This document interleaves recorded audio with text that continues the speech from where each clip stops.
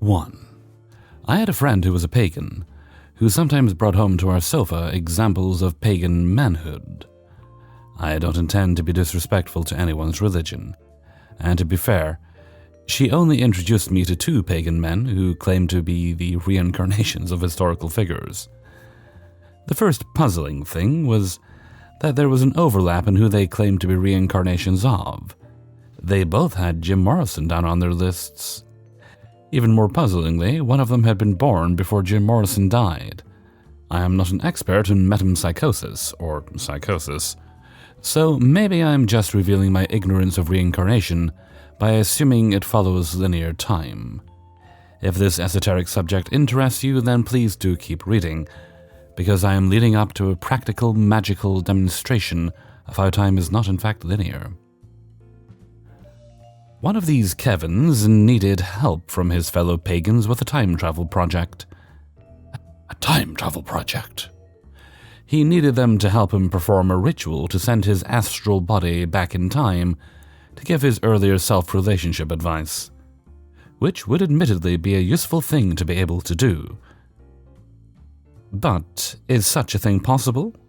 Now, there are a lot of skeptics out there, I know, from how slightly implausible stories of my own life have been received, that you may be unwilling to believe anything even a little out of the ordinary, and I would be right there with you in this case, except that Kevin provided evidence of his claim. Well, that puts it in a completely different light, doesn't it? You doubting Thomases? Not so sure now, are we? Oh, you still want to hear the evidence? No, okay. His evidence was that last year he had met with his time-traveling future self and been given good advice by him. So now he just needed his pagan pals to help with his time-traveling ritual to complete the circle and make sure it did already happen. Which it already had. It was going to?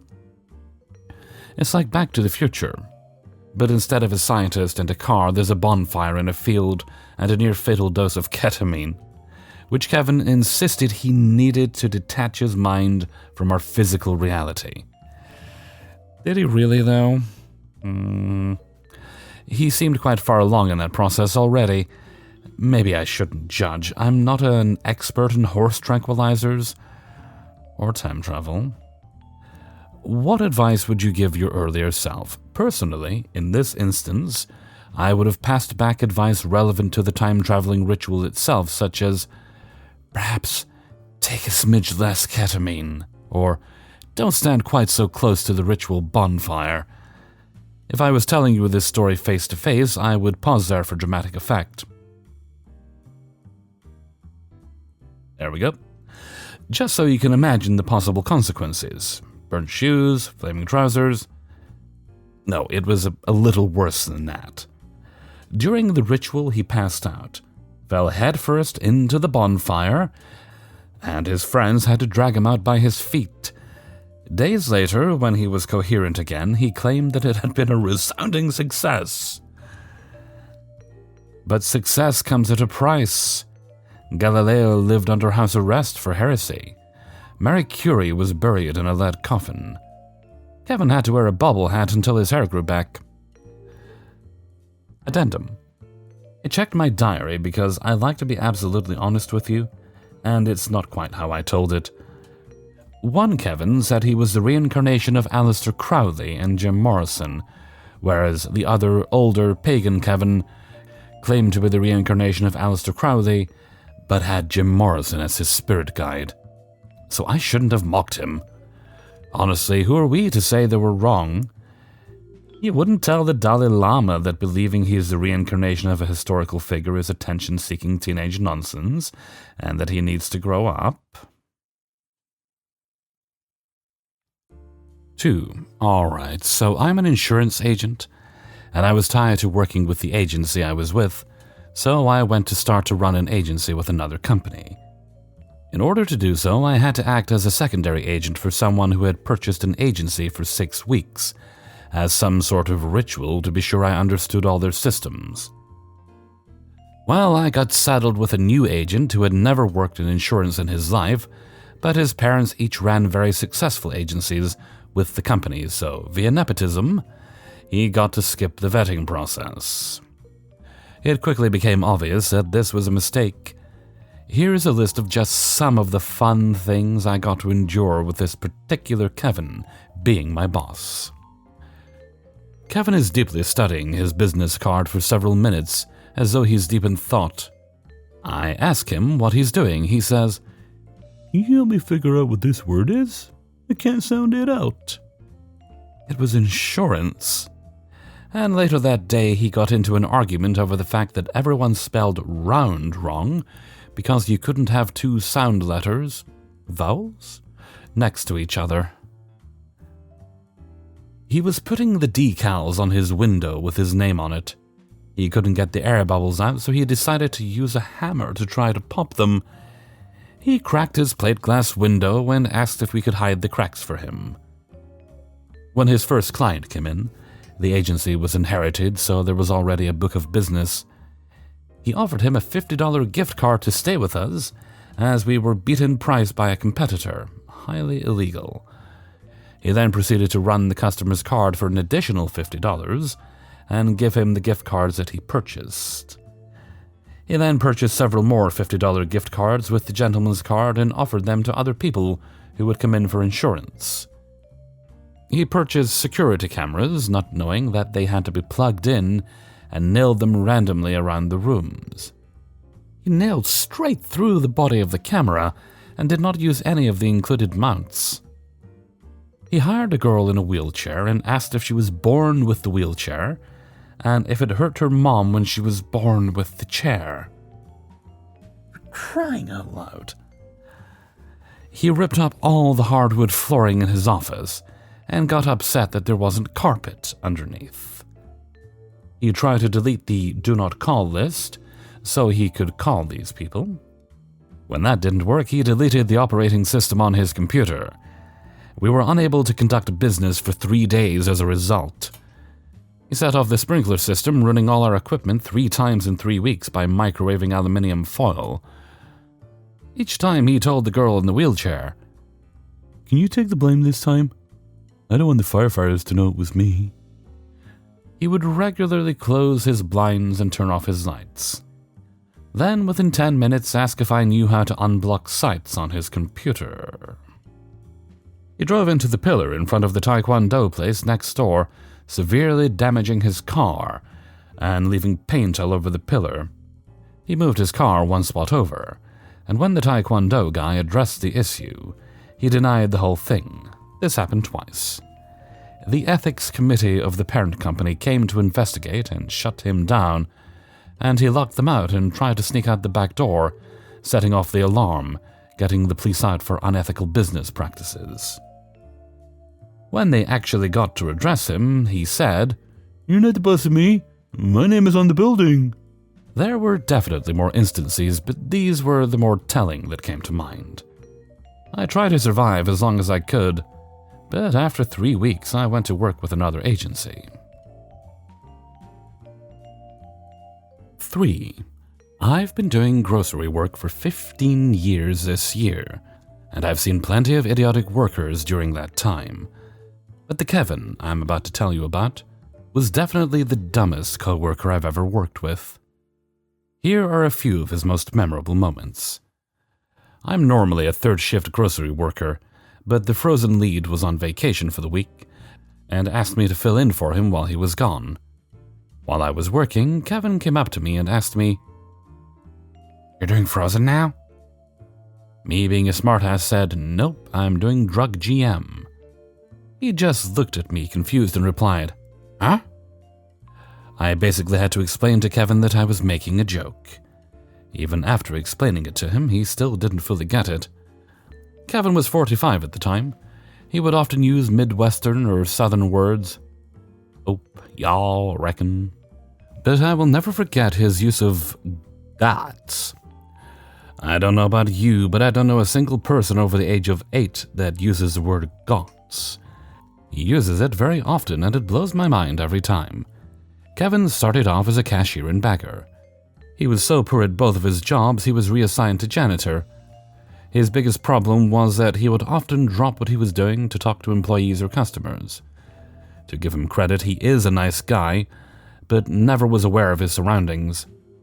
On a random day when I was getting my groceries there, the cashier was checking me out while Kevin was right next to her talking her ear off. Finally, she snapped and yelled, "Go on your break, Kevin!" He complied, but never fully understood why he was yelled at that way. Kevin also didn't drive. The only vehicle he ever used was his bicycle, and his wife would never let him use it. I don't know what the circumstances were for that, but that is just sad when you're that age and not allowed to ride a bike. Kevin's wife is also 10 years younger than him, and they have 2 little kids together. They're doomed. On a random day, he and his wife were in the store shopping, and they put on a show. Kevin was over looking for a cart at the corral, and his wife was in line at customer service. The corral and the service are about 20 feet apart from each other, but that didn't stop Kevin and Kavina from screaming at each other from both ends. They were told multiple times to knock it off, but they just kept arguing. It eventually led to the manager stepping in and threatening to throw them out if they didn't stop. Once again, Kevin complied, but didn't fully understand what the problem was. As I stated above, Kevin was still genuinely a nice guy, but was strictly tolerated by most people in this store. One of my other co-workers would straight up insult him, ridicule him, and roast him right to his face. Kevin would always laugh and say, "That's what buddies do."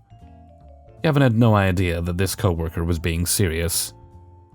He also had it in his head that he was going to join us on 3rd shift. My supervisor firmly said no, and stated that Kevin would be found in a pool of his own blood by the following morning. He would also regularly take huge dumps in the bathroom and never flushed. His regular diet of Taco Bell and fruit snacks didn't help either. He was asked multiple times by management to please flush, but he never would for some reason. We knew it was him because he would always state that he didn't flush. Kevin eventually had to move back to Kansas to his old hometown. But on his last day, he wanted to take selfies with several co-workers. Many complied just to be polite. Then he tried to hug and even kiss a few of the female co-workers. He was firmly told no, and, you guessed it, had no idea why. Kevin is still in Kansas as far as we know, and we haven't heard from him since. 4. Of all the possible paths in life that Kevin could have taken, I would never have expected him to become a college professor. A while back, I unwittingly took a music appreciation class with Kevin to fulfill a general education requirement. Just for some context, it was a 2.5-hour-long class that only met once per week, and it only covered the most basic, well-agreed-upon aspects of music history. So without further ado, here's my abbreviated list of Kevin's many highs and lows throughout the semester. Kevin's first day of class. On the first day of class, he showed up late. He struggled to connect his Surface tablet to the projector for several minutes before he realized that he would need to buy a new adapter. Kevin felt that he couldn't teach without using the projector, so he dismissed us after less than 15 minutes. Kevin's syllabus. Kevin apparently didn't have a new copy of the course's syllabus, so he had nothing to give us with our assignments, grading criteria, etc., on the first day of class. He eventually got a new copy, or perhaps just wrote a new one, and sent it to students 4 weeks after the start of the semester. What makes this all the more fascinating is that he, supposedly, had taught this class at my university before. Kevin's learning management system. Kevin couldn't figure out the university's online management system. We only took 2 tests during the semester because it took him several weeks to write each assessment and put them online correctly. Kevin's textbook. It was the 3rd week of class. Kevin nonchalantly mentioned something about the required textbook. No one knew about this textbook. He had not told us about it before then, nor had he set it as a required text on the university's website. And at this point, he still hadn't given us a syllabus either. He was mildly surprised to learn that no one had purchased it yet. Kevin's curse of knowledge. He often talked about having the curse of knowledge. According to Kevin, this meant that he often forgot that his students were not as educated as he was. When he gave lectures, he would typically speed-read the textbook publisher's slides and skip over things that he thought were either unimportant, he didn't agree with, or didn't understand. When someone asked a question, he typically just gave a short, terse response or told them to ask Dr. Google before returning to his speed reading. Kevin's commute. As well as teaching my class in Ohio, Kevin was apparently a band director at a university in North Carolina. Kevin flew back and forth between Ohio and North Carolina every week. I can't imagine the bill. Kevin's thermostat. On several occasions, Kevin exhaled on the automatic thermostat in an attempt to turn on the air conditioner. After the first few weeks of class, seemingly over half the students decided that the class just wasn't worth it. Many used his class as a study hall. Others were never to be seen again. I wonder how Kevin felt about that. 5. So I used to work for a major soda company as a merchandiser. Basically, my job was to stop by stores several times per day and refill shelves. Twice a week, though, was load day. On that day, a truck would drop off pallets meant to supply the store until the next delivery. Those days were pains. The problem is that everyone else is also dropping off stuff, and soon enough, everyone's pallets are in everyone else's way. You are trying to move your stuff to your area in the back room, work product into the store, change store displays, etc. Needless to say, when done incorrectly, you are quickly at the receiving end of other grumpy merchandisers and the backroom manager. So my supervisor is Kevin. Kevin is a big believer in always over-ordering. There was this tiny convenience store in Hickville that maybe had a population of 500 people. Their backroom is tiny. They have enough room for 2 pallets. We stack those pallets too high for a total of 4 pallets, but that's it. This store has a sale. My boss orders 10 pallets of stuff. When I arrive to work through the delivery, the manager is bent out of shape because there are pallets outside the store that anyone with sticky fingers can take. I call my boss and explain the situation. He explains to me that I need to somehow make room in the store for the extra units. So I'm doing my best to do so by putting product where it's not supposed to go, and now the manager is even more mad. So I call my boss again, and now he's mad at me that somehow I can't find room for 4 times more product than should have been ordered. He dispatches a truck to come buy back some of the product. It's the same driver who dropped it off. He said he thought the delivery was going to be a bad idea when he dropped it off. One more story. The 4th of July is the busiest day of the year. Every store has sales and people buy more soda than they ever plan on drinking. Every year, 4th of July has problems as stores start to run out of stock before more trucks arrive to restock. Every single vendor tries to solve this problem by over-ordering, which means the back room is completely 100% full the night before. This store that I am working at has this old Soviet Union relic of a forklift. The vertical forks are hydraulic, but the machine doesn't do the actual pushing forward. In order to move this type of lift, you have to physically push it forward and backward. Obviously, this takes some muscle and is a huge pain in the rear when maneuvering 212 packs per pallet. To make matters worse, the wheels on the forklift are made of ceramic. What that means is, if there is even the smallest piece of debris on the floor, say a small piece of broken wood from a pallet, the lift will get stuck. Anyways, I'm trying to get the last pallet stacked. Generally speaking, we try to avoid 3 high because of how dangerous it is. But it's 4th of July, so here we go with Kevin's order. This will create a stack of 3 high pallets. The forklift can't reach the top of the second pallet to put the third pallet on top. The way to fix this is to bring the pallet back down, throw some product on the existing second pallet onto the pallet currently on the fork until the second pallet's height is reduced enough to stack the third pallet. My boss stops by and is aggravated I haven't finished stacking product. I tell him the problem. To his credit, he helps me throw some product. He decides he is going to use the lift. He has never used it before. He hits a piece of debris on the floor with the pallet raised as high as it goes. Instead of lowering the pallet, my boss decides to literally get a running start and attempt to push the lift over whatever is stopping the ceramic wheel. It looked like it worked at first.